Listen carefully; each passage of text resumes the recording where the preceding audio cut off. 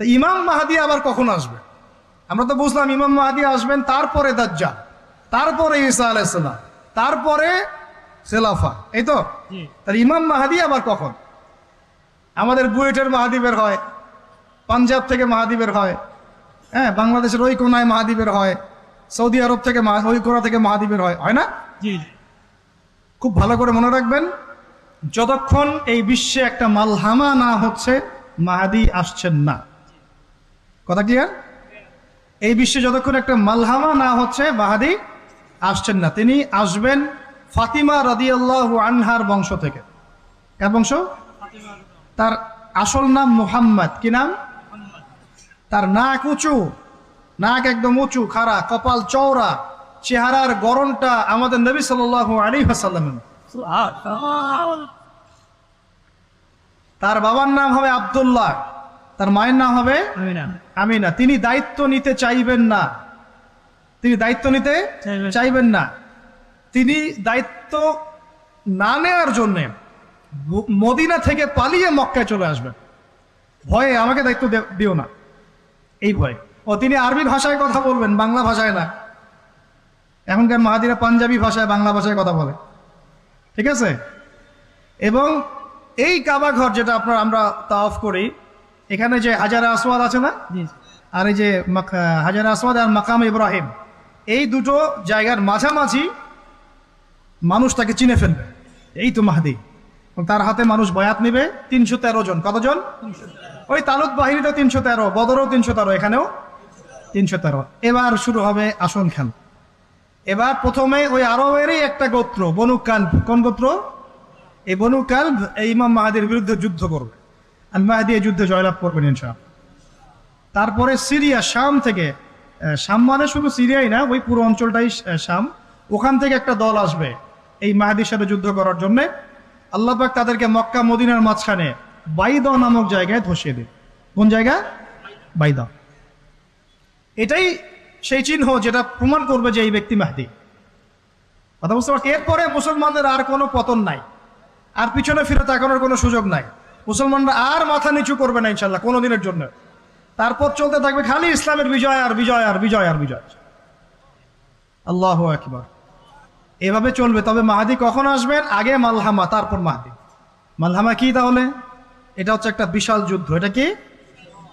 কেমন যুদ্ধ? নবীজি বলেছেন, এই রোমকরা, ইউরোপিয়ানরা তোমাদের সাথে অচিরেই চুক্তি ভঙ্গ করবে এবং 80টা পতাকা নিয়ে তোমাদের বিরুদ্ধে ওরা যুদ্ধ করবে।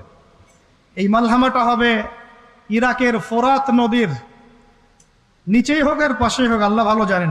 ওখানে সোনার পাহাড়কে কেন্দ্র করে। কি কেন্দ্র করে? এই সোনা মানে সত্যিকারের সোনাও হতে পারে, অথবা তেলও হতে পারে, আল্লাহ ভালো জানেন। তেল তো এখন সোনার জায়গা দখল করেছে, করে নাই? এই বিশ্বে তো সোনা চলে না, কি চলে? তেল। তো এটাকে কেন্দ্র করে যুদ্ধ হবে।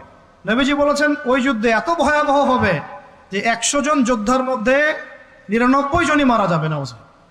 একটু মাথা খাটান যে এমন কোন যুদ্ধ কি হয়েছে পৃথিবীতে যেটাতে 100 জনের মধ্যে 99% মারা গেছে? তার মানে এটা হয়নি এখনো।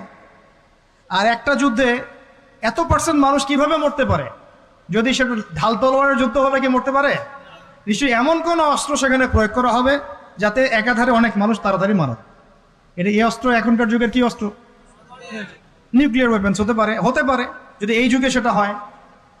আর যদি আল্লাহ পাক এটাকে আবার পূর্বের অবস্থায় নিয়ে যান, সেটাও হতে পারে, আল্লাহ ভালো জানেন। আমরা এটাকে ইন্টারপ্রিটেশন বলছি, এটা সঠিক হতে পারে, বেঠিক হতে পারে, অ্যাটলিস্ট একটা ধারণা তো পাচ্ছি।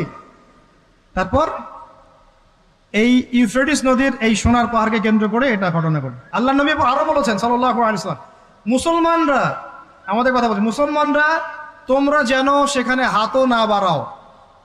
কোন মুসলমান যেন ওই সোনায় হাতও না বাড়ায়, মানে ওই দিক থেকে আমরা যেন সম্পূর্ণ মুক্ত থাকি। ওরা মারামারি করে শেষ হয়ে যায়। বিশ্বটা হয়তো সংক্ষিপ্ত হয়ে আসতে পারে যদি এরকম কোনো ম্যাসিভ নিউক্লিয়ার যুদ্ধ হয়ে যায়, যেটার আশঙ্কা অনেকেই করেন। মিলিটারি অ্যাফেয়ার্স যারা পড়েন তারা করেন, পলিটিক্স যারা করেন তারা করেন। এবং এই জায়নিস্টরা চাচ্ছে, এই জায়নিস্টরা খুব করে চাচ্ছে বিশ্বে এমন একটা যুদ্ধ লাগুক।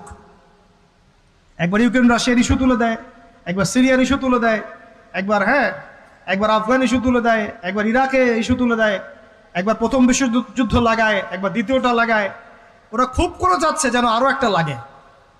এবার যদি লাগে তাহলে এটা কনভেনশনাল যুদ্ধ হবে না, এটা দেখবেন একটা নিউক্লিয়ার যুদ্ধ হয়ে গেছে। সেটা হয়ে গেলে ওয়ার্ল্ডের আয়তন আর এমন থাকবে কিনা আল্লাহ ভালো জানে। এগুলো ভাবতে হবে এবং আমাদের করণীয় ফিক্স করতে হবে। তবে করণীয় ওই কথাগুলো যেগুলো আগে বলেছি। যদি কিয়ামত হতে আর একদিনও বাকি থাকে, করণীয় এগুলোই থাকবে, চেঞ্জ হবে না, তাই না? কিয়ামত হতে যদি একদিনও বাকি থাকে তাহলেও আমাদের কাজ ইলম অর্জন, আমল করা, পরিবার ঠিক করা, হালাল খাওয়া, বেশি বেশি তাসকিয়া, দাওয়াত ও জিহাদ। আর কোনো আমল আছে আমাদের? এইগুলোই কাজ। তো এগুলো হচ্ছে বিশ্বের ভবিষ্যৎ। আল্লাহ রাব্বুল আলামিন আমাদের সবাইকে এই বিষয়গুলোর জন্য প্রস্তুত থাকার তৌফিক দান করুন।